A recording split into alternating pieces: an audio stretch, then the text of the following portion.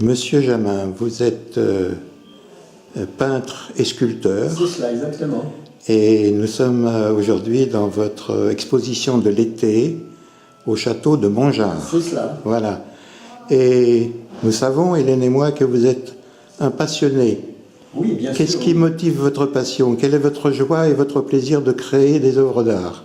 Bien, la passion déjà de mettre au monde des formes qui viennent, qui s'appellent, c'est assez complexe, mais le fait de pouvoir s'exprimer dans les arts, que ce soit la poésie en écrivant, que ce soit la musique, que moi je place on peut dire au maximum, enfin au summum des arts. Je pense que c'est l'art majeur qui est universel. Mais revenons à la sculpture, à la peinture. Bon, moi je suis peintre a priori, j'ai vécu à Collioure pendant 20 ans, il y a une quarantaine d'années où il y avait des scènes de pêche exceptionnelles, et j'ai fait mes armes à Collioure. Donc j'ai beaucoup peint, avec la passion de la sculpture, qui est venue se greffer ensuite, parce que c'est une troisième dimension.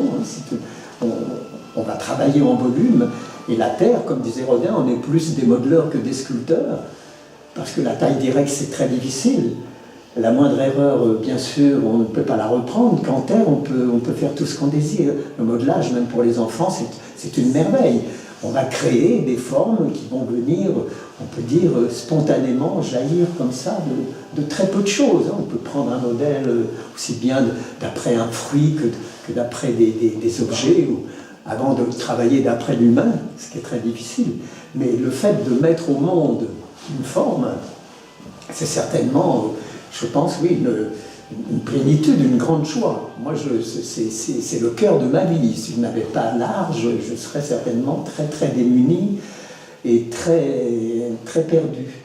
On sent dans vos paroles que vous avez cette capacité de vous émerveiller à chaque fois, totalement, à chaque œuvre. Vous tombez pile, vous prenez le mot-clé. Si on ne sait pas s'émerveiller devant la nature des choses, on reste frustré et certainement très triste, parce que le monde est très difficile, très dur, mais l'émerveillement de la nature en se répétant, c'est une source inépuisable, c'est magnifique. On peut être émerveillé devant des coquillages, devant des papillons, devant les fleurs. Par contre, le règne végétal, le règne animal, c'est une merveille. Sans parler de l'humain, regardez les enfants comme ils sont purs, comme ils sont beaux, avant de devenir des adultes qui souvent, hélas, se transforment. Mais l'émerveillement, oui, bien sûr, et on touche à l'émerveillement quand on peint, quand on sculpte, parce que c'est déjà une recherche intérieure. Hein. Donc la vie intérieure, il faut la découvrir, il faut comment dire, oui, c'est une recherche, mais c'est une éducation aussi. Mais on peut la trouver en soi si encore une fois, si on a la passion de la vie, et la vie est prodigieuse.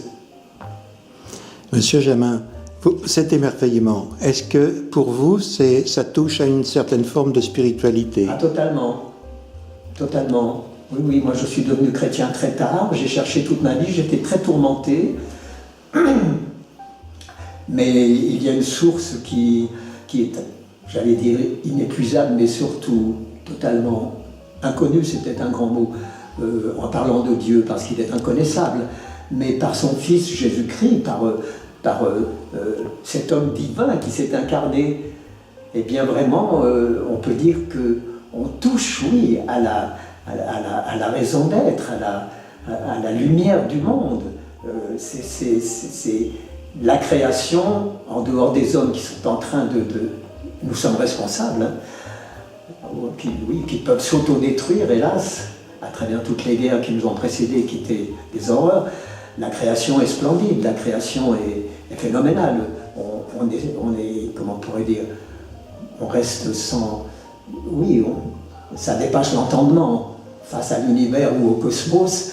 De l'infiniment petit à l'infiniment grand, on est totalement dépassé. Donc il y a une puissance,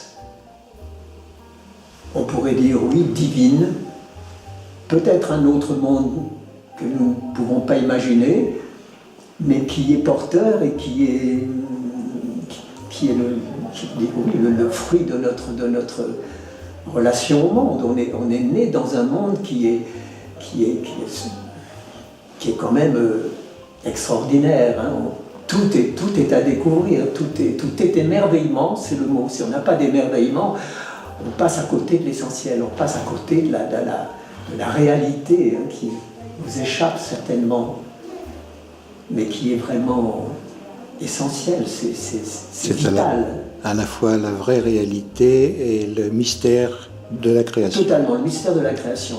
Ouais. On est petit, on est très ignorant, on ne sait pas. Mais le mystère de la création, c'est une dimension qu'on ne peut pas définir, qu'on ne peut pas atteindre, mais qui est sublime. Hein. C'est certain, c'est phénoménal. Ça contient, ça recèle une intelligence qui n'est pas humaine. Ce n'est pas du domaine de l'humain, c'est une autre dimension. Monsieur Jamin, je vous remercie de la passion que vous avez exprimée. Et ce message étant adressé aux enfants, je crois qu'ils ont besoin de voir cet émerveillement qui dure dans la vie. Totalement. Et qu'ils découvriront aussi. Et qu'ils touchent une boule de terre. Mais les enfants spontanément dessinent. Merci beaucoup. Constamment, ils ont besoin de dessiner. C'est un exemple. J'ai été dernièrement assez souvent hélas, pour mes dents, chez le dentiste. Eh bien, il a des dessins de ces petites filles qu'il a coachées sur le mur, et c'est superbe. Ça me rappelle les dessins de Laure. Moi, j'ai qu'une fille unique, j'ai des dessins de Laure dans mon atelier que je garde. Elle avait 4-5 ans, 6 ans, 7 ans, et l'imagination est débordante. Et puis, les couleurs, la manière dont ils approchent le monde, avec une naïveté. Bon, regardez, à l'extrême, les enfants qui subissent les guerres, que ce soit en Palestine ou ailleurs, ils ont des dessins avec des bombes, avec des avions qui tombent en feu. Ils sont marqués très vite par ce qui les touche, par ce qu'ils sont en train de vivre. Donc un enfant épanoui dans un monde rural comme nous, eh bien, vous voyez fleurir des fleurs, des soleils immenses, des maisons avec des chats, des oiseaux, c'est superbe. Même si c'est naïf, ils ont déjà besoin de s'exprimer parce que ça les touche.